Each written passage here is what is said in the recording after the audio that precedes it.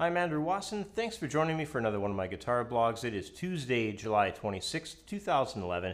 And this time around I wanted to cover a question that was sent in by Aiden. He's from Toronto, Canada, and he wanted to know what my suggested approach is for learning songs by ear.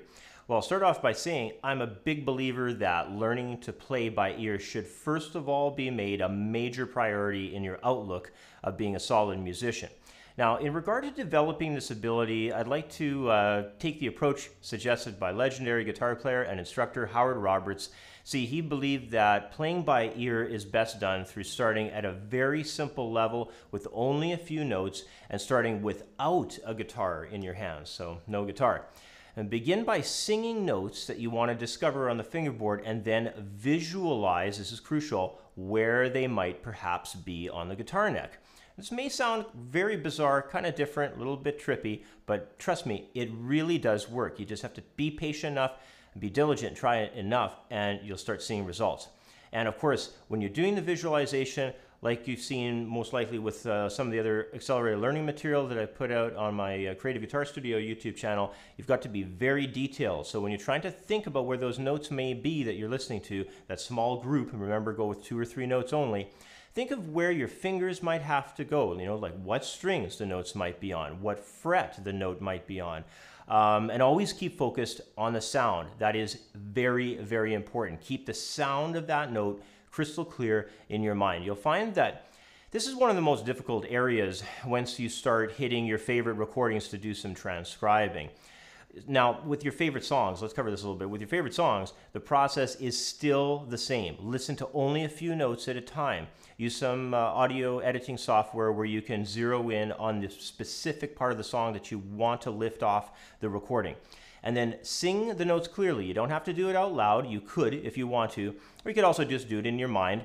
And then once you have them very clear, go slowly, working patiently when you first begin learning the songs by ear. And I can't overemphasize the going slowly part. Take time and go patiently, and it does work. Over the course of practice of this, you will begin getting notes. A few notes will turn into a few more. Eventually, you'll be transcribing entire sections of songs. So essentially, 2 or 3 notes in the beginning will simply turn into thousands down the road.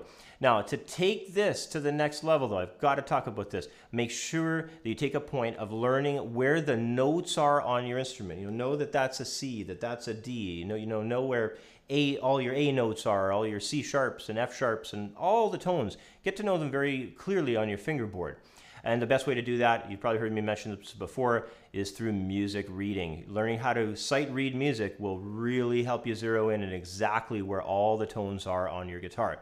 But it's more than that yet. Learn your scales, learn your intervals, learn about arpeggios, learn all kinds of melodic shapes, all kinds of stuff on your fingerboard of your guitar until this neck is super familiar to you. Because of course, through all that learning, scales, arpeggios, all that stuff, what do you think is going to obviously happen? Your ear will get really tuned in with the neck, and you'll start clearly hearing when you get a note that's either given to you in a band jamming situation, playing live situation, or perhaps if you're transcribing off of a pre-recorded album or whatnot, they will very quickly come to you of where their locations are on the neck. So study this whole process, utilize it, guarantee you it does work. You'll get fantastic results out of it.